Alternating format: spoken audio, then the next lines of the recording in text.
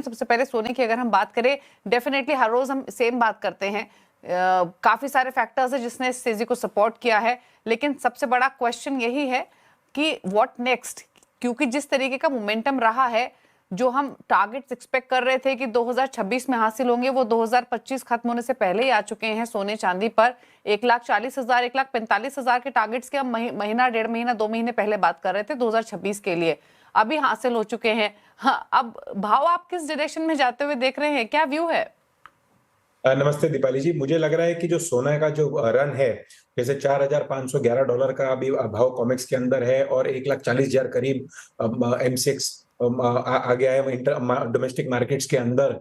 1,41,000 के आसपास के रेट्स हैं, 999 विद जीएसटी के आसपास है जो रेट्स। मुझे लग रहा है कि ये तेजी अभी भी आगे भी बरकरार रहेगी। $4,600 पहले आएगा और अगले 4 से 5.5 महीने के आसपास अंदर $5,000 का भी भाव दिख सकता है मार्केट के अंदर।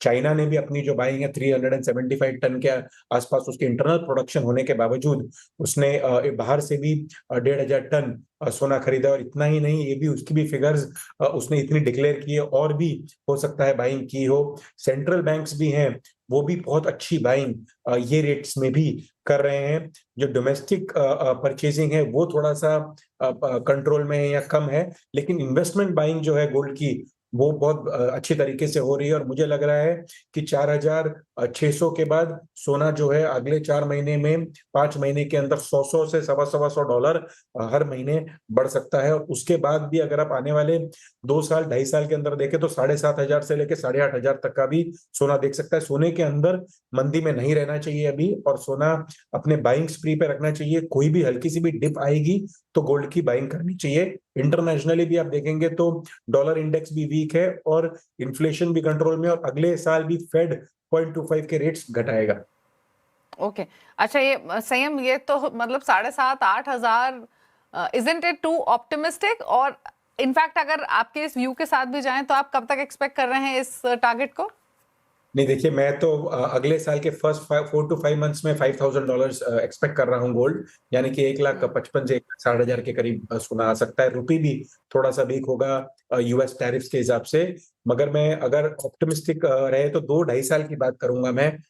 आने वाले हर एवरी ईयर जो गोल्ड है वो 20 to 25% बढ़ सकता है, और उसके हिसाब से मुझे लगता है $7,000 to $7,500 आ सकता है गोल्ड, क्योंकि आज भी जितने भी वर्ल्ड करेंसीज है, वर्ल्ड बैंक्स हैं, और जितने भी इंटरनेशनल फंड्स हैं, वो सब गोल्ड को अंदर बाइंग ही है। आज भी यूएस का बॉक्सिंग डे की वजह से गोल्ड थोड़ा सा इंटरनेशनल स्टैंड के अंदर इतना ट्रेडिंग नहीं हो रहा है, फिर भी जो रेट्स है वो टेम्पररी बढ़ते जा रहे हैं।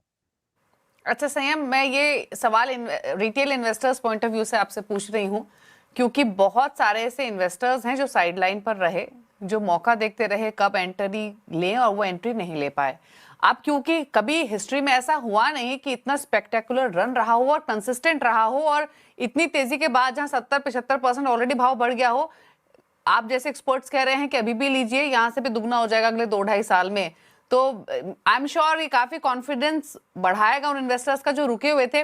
बट यू थिंक कि अभी भी लेना चाहिए इन भाव पर भी, डिप मिले स्टैगर्ड वे में बाइंग करनी चाहिए, व्यू पॉजिटिव ही रखें, खरीदारी की तरफ ही रखें?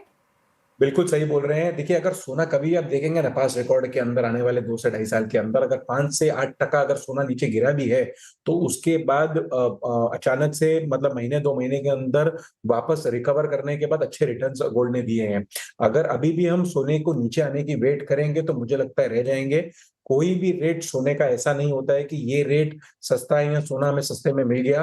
अगर मान लो 3 से 4% या 5% की कल को बीच में थोड़ी मंदी आती भी है, तो आप बैठे रहें, आपको अच्छे रिजल्ट्स या उसके बेटर रिजल्ट्स या बेटर रिटर्न्स मिलेंगे ही मिलेंगे। आने तो ज्यादा वेट करने की जरूरत नहीं पड़ेगी।